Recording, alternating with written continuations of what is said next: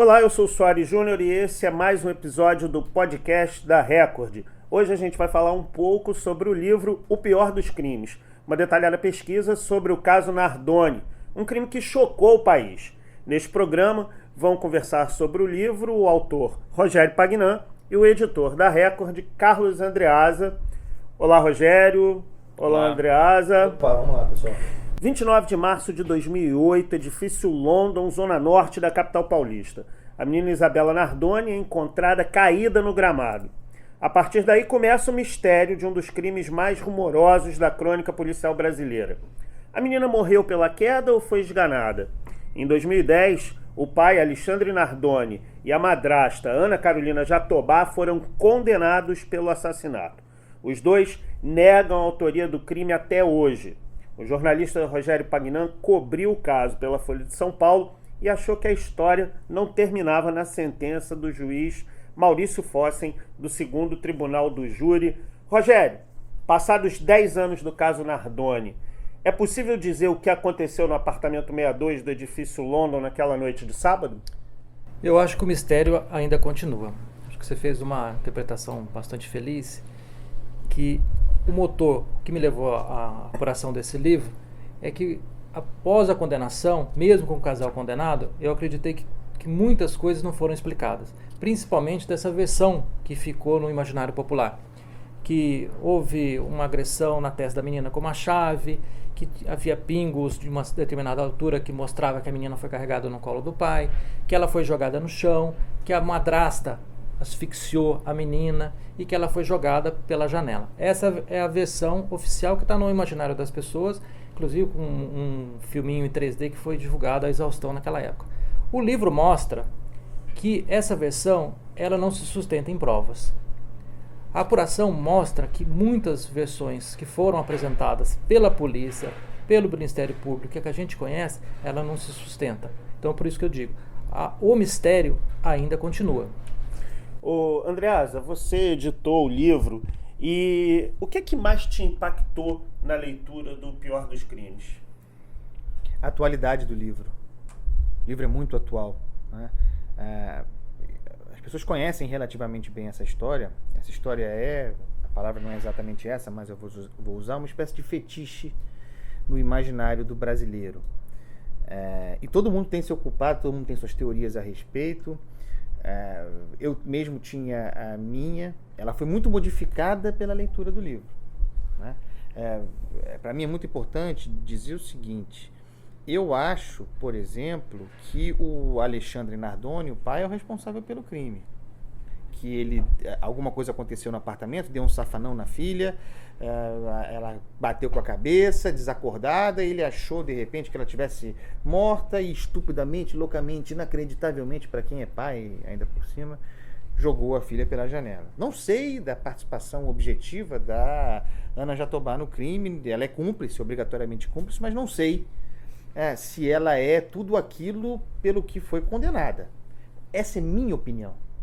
E a minha opinião não tem nenhuma importância.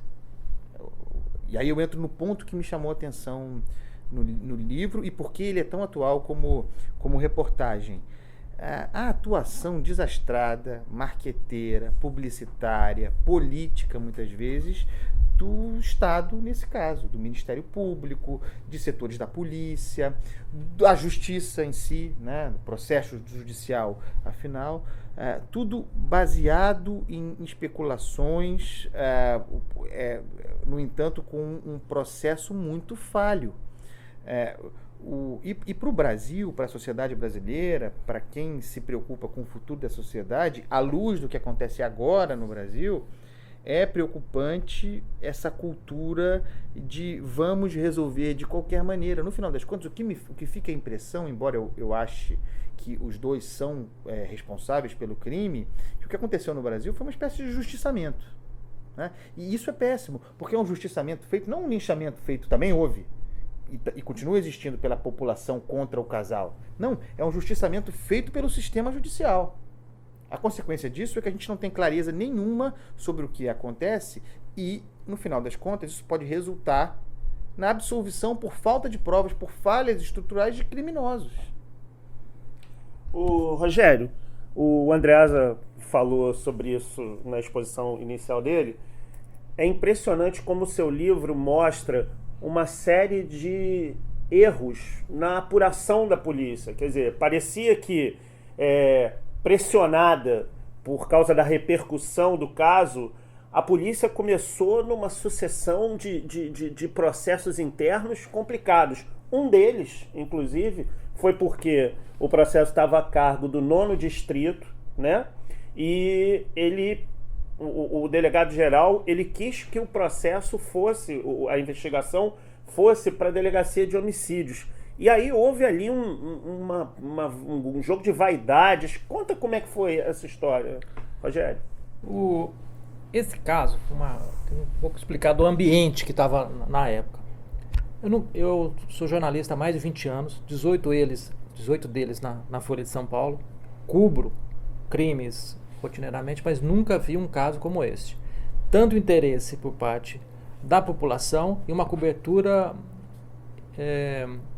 ímpar dos jornalistas, TV, rádio, do impresso, nesse caso. Havia assim um interesse gigantesco e isso criou um ambiente favorável para algumas autoridades se promoverem, né? Parece que algumas se esqueceram que se tratava de uma tragédia de uma menina que morreu 5 anos de idade e aproveitaram para vamos falar, cacifar politicamente. Se promover mesmo, né? Pavimentar o seu caminho para os seus interesses. Na polícia, há esse caso que você está citando, um exemplo disso. O delegado-geral fala nessa obra que ele deu uma ordem para que o caso fosse transferido do 9º Distrito para o DHPP. Por que o DHPP? Ele tem expertise, é uma ilha de excelência na Polícia Civil de São Paulo, ele tem um alto índice de esclarecimento e trabalha rotineiramente com esclarecimento de homicídios, que o distrito não tem. É como se fosse uma emergência, ele atende todo tipo de pessoa que vai lá, briga de casal, de vizinho e tal, mas não tem essa expertise. Aí aconteceu um determinado fato, um movimento de um policial, só não vou me estender aqui para não estragar a surpresa do leitor. Não dá spoiler. Mas ele agiu, segundo a versão que eu apurei, no livro isso está claro, está detalhado como aconteceu, agiu para que o caso não fosse para o DHPP, para que continuasse ele dominando, ele dando entrevista, que é uma coisa lamentável, né? Se tratando de um caso, de uma tragédia dessa. Ô, Rogério, outra coisa que chamou a atenção, até também pegando um gancho no que disse o Andreasa, é essa aura que se criou, né? Essa aura que a polícia de São Paulo era super bem equipada, era quase o CSI brasileiro, né? Para quem acompanha séries de TV. E não foi essa a realidade mostrada, né? Como é que foi isso? Qual foi o seu choque ao ver de onde saiu a produção dessas provas para condenar o casal Nardoni? Uma opinião pessoal.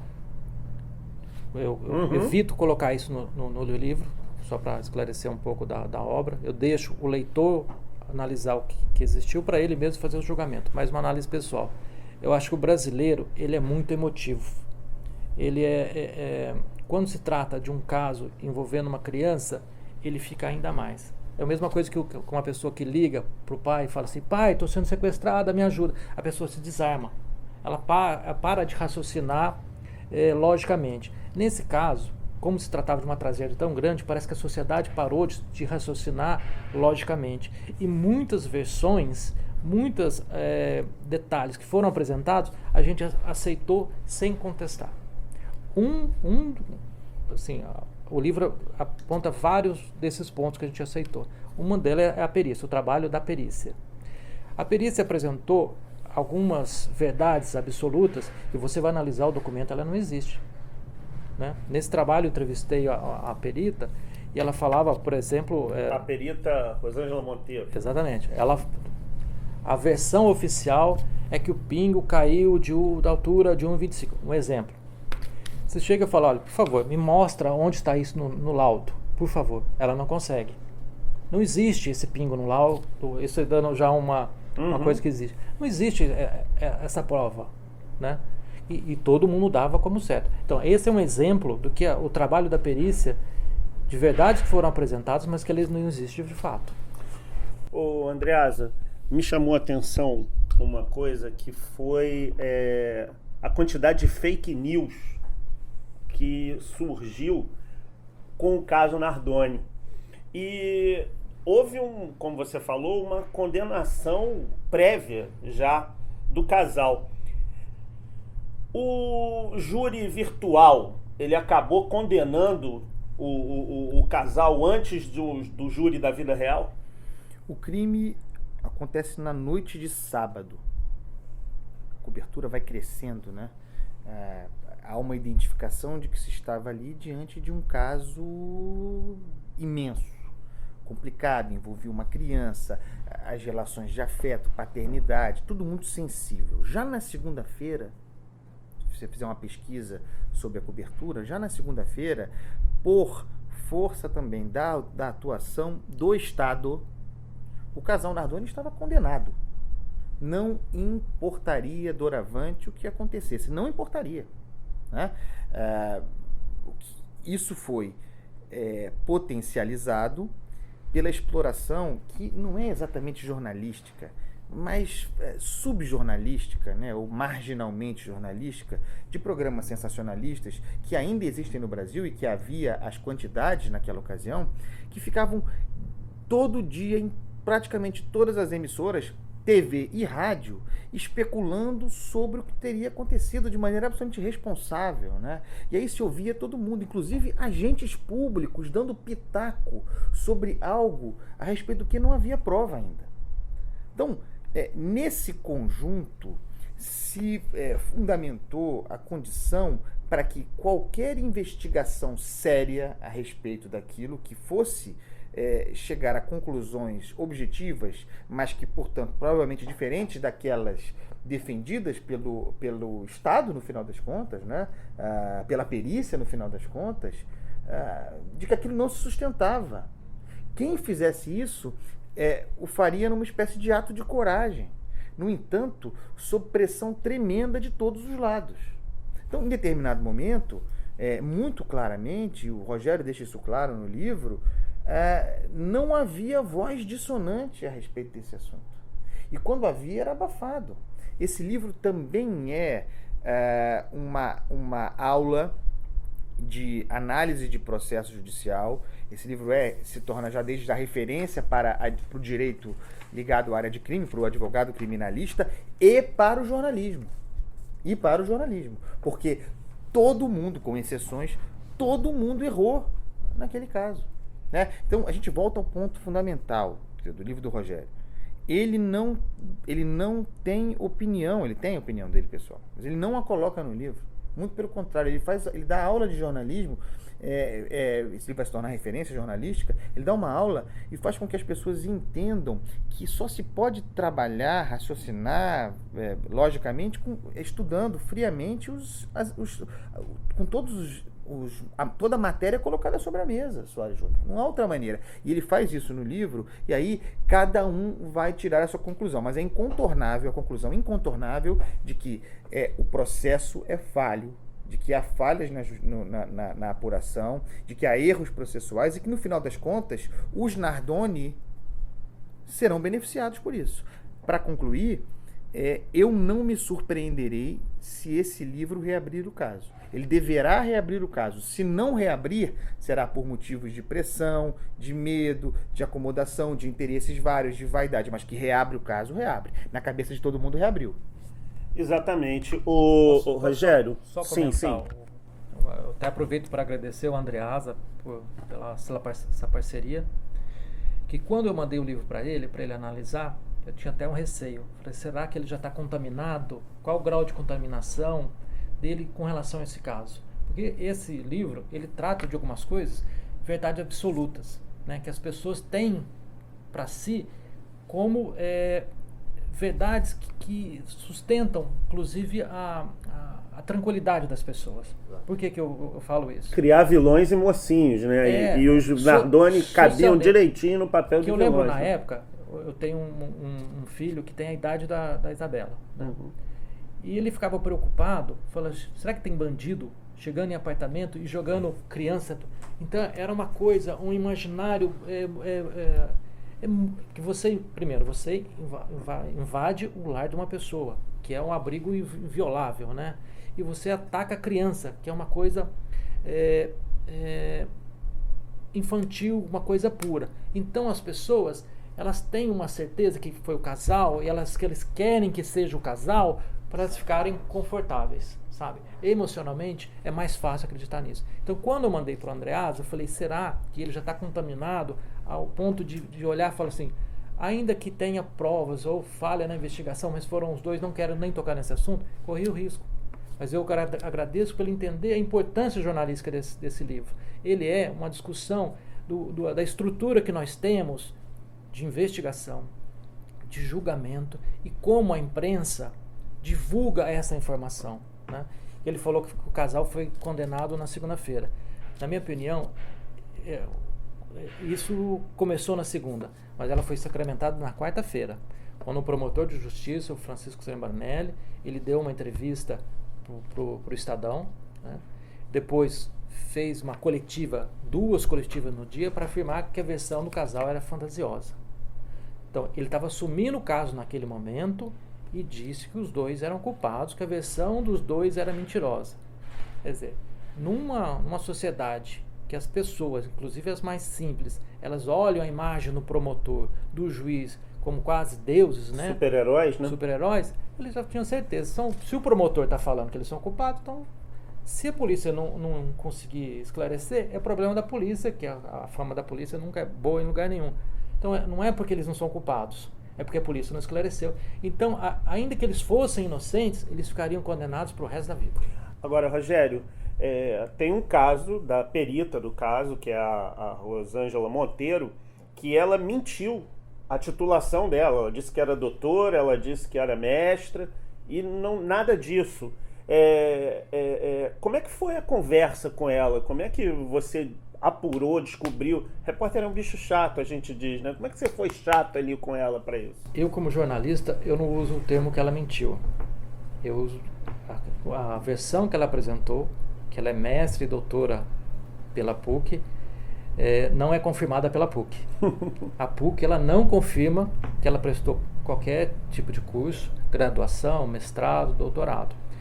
A entrevista que eu fiz com a Rosângela Monteiro, inclusive na casa dela, eu pedi explicações de como tem sido a passagem dela, né, para lá. Eu perguntei quem foi o seu, né, quem te orientou no mestrado, no doutorado, e ela teve dificuldade de lembrar o primeiro nome de uma pessoa que é importantíssima na vida de qualquer pessoa acadêmica. Então eu pedi para ela, né, falei assim, por favor, você me mande, então, por favor, dados para isso, porque eu vou na PUC e vou pedir para eles acharem. Mas até hoje ela não mandou. Andreasa, esse caso é impressionante. Como era só dar uma apurada também, né? E não deixar que ela ficasse com essa. Porque quando ela senta na frente do jurado e diz: eu sou mestre e doutora, ela se investe de uma autoridade que o jurado, obviamente, se impressiona, né? Quem nos ouve percebe a complexidade dos assuntos tratados nesse livro, né? É matéria muito complexa, é multidisciplinar, né? Trata de vários assuntos. E pode dar a impressão, para quem nos ouve, de que o livro é difícil. E eu faço questão de deixar claro que talvez não haja leitura mais fácil disponível agora no mercado. O livro é complexo, sim, ele aborda temas delicados, mas faz de forma direta, compreensível para qualquer leitor. De fato, tratando de matérias sensíveis que nos sensibilizam. Eu mesmo sou pai de uma menina de 2 anos. Então, a abertura do livro, que é a ocorrência, eu me lembro que eu fiquei incomodado com aquilo. Então, o livro... Fora do ar, você disse até que a narrativa era cinematográfica do livro. Exatamente, né? Isso. O livro simples, toca nos pontos, mexe conosco, provoca, gera dúvidas. Esse é o papel do jornalista, não tem respostas, tem muitas perguntas, né? Perguntas, inclusive, que o Rogério formula com base na sua apuração, mas perguntas também que estão sem resposta desde o momento em que o fato aconteceu. Tudo isso contado em ritmo cinematográfico, em ritmo de thriller. A gente estava brincando aqui, o pessoal da editora levou o livro ainda em fase de provas para ler no carnaval. E aí eu brincava, tudo bem, eu te dou a prova, mas você tem planos para o carnaval? Você pretende ir aos blocos? Você pretende desfilar? Você tem uma... Porque se você tiver, não leia, deixe para ler depois, porque se você começar a ler este livro, você não parará, porque todo mundo tem memória visual desse episódio. Então, é muito forte. À medida que você lê, você vai criando o seu filme. É uma experiência muito interessante. Leiam O Pior dos Crimes, a reportagem, posso dizer desde já, a reportagem mais importante publicada no Brasil em muito tempo. Ô, Rogério, o fim do filme foi ato falho? Sério? Já vendeu os direitos? Você sabe que eu cometo essa mesma falha. Né? No fim do livro, você faz aquela história de mostrar como estão os personagens agora, né? E uma coisa que me impressionou foi como a família Nardoni como um todo foi condenada, né? E diante de tantas falhas processuais que a gente acaba constatando no livro, como tem um fato que é irrefutável, morreu uma menina de 5 anos assassinada, isso é uma tragédia, mas também foram afetados os pais do Alexandre Nardoni, os pais, a irmã, os filhos, a família da Ana Jatobá. Como é que você avalia isso, essa condenação múltipla, coletiva da família Nardoni depois desse episódio? Só aproveitando que o André estava falando, o que eu procurei nesse livro? Embora seja baseado em muitos documentos, entrevistas, eu preferi não cansar o leitor reproduzindo documentos chatos. Então, tentei deixar acessível a todo mundo. Mas o advogado que vai ler, ele não vai ficar irritado, porque às vezes quando o advogado ele lê umas coisas mais simples, ele fica irritado. O jornalista que ele lê, ele vai se identificar no meu trabalho. E a dona de casa, professora, eles vão encontrar nesse livro uma linguagem acessível e também histórias humanas, que é o caso da família, né? Que a gente tem um comentário que eu coloquei de um jurado, que eu achei muito lúcido, que quando ele estava no fórum, acabou o casal de ser condenado, e aí na rua estava uma comemoração. Tinha uma caixa de som do lado de tocando fora. Né? O tema da vitória, que ficou consagrado com as vitórias do Ayrton Senna, fogos de artifício. Falei, gente, que alegria que tem na condenação de 2 pessoas. Ali a tragédia, ela é irreversível de qualquer maneira, né?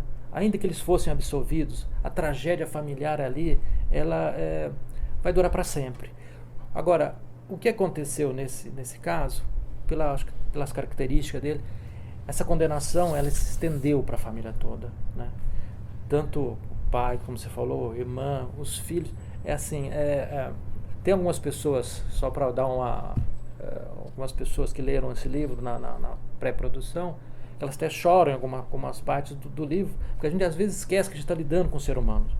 Os monstros que existem, né? Na TV, aquele personagem, não é só aquilo, né? Tem um contexto familiar, uma história que no livro eu acho que aborda bem isso, e as pessoas vão entender essa tragédia ampliada. Bem, obrigado Rogério Pagnan, obrigado Carlos Andreas. A gente não pode falar do livro todo, porque queremos todos que as pessoas corram à livraria, sim, Andreas? Não falamos nada. Sabe que é o seguinte, a quantidade de furo, de reportagem... Furos do bem. Do bem, de notícias, de fatos novos, de reflexões suscitadas pelo Rogério nesse livro, são incontáveis. Nós faremos um programa inteiro sobre isso, mas isso é o que se chama de spoiler. Nós jamais faremos isso com o nosso futuro leitor. E cada leitor, ele é engraçado isso, que eu não tento destacar um fato mais importante que o outro. Então eu deixo para o leitor fazer essa avaliação. Então cada pessoa que está lendo, ela considera um detalhe mais importante, né? Você tem um, o Carlos teve outro, e é engraçado isso. E é muito gratificante para o autor, sabe? Rogério, parabéns pelo seu livro. Realmente é um livro que os professores de jornalismo eles têm que olhar é uma aula de apuração. A polícia deveria olhar, a Polícia Técnica de São Paulo deveria olhar para não incorrer nos mesmos erros. E, como levantou o Andreasa lá no começo do debate, o Ministério Público também deveria olhar para não cair nas armadilhas que às vezes cai por querer aparecer. Então, muito obrigado. Até o próximo podcast da Record.